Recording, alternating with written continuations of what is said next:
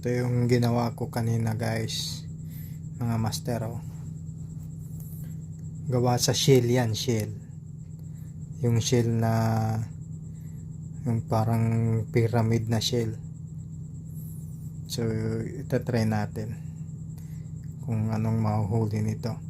Kasi yung binigay sa akin na ginawa ng shell, ito yan.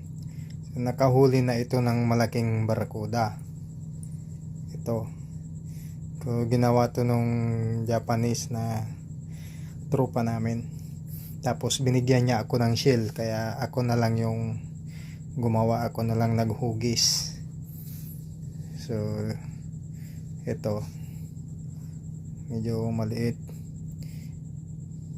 So wala akong makitang 1,000 na liha, kaya hindi gaanong napakintab.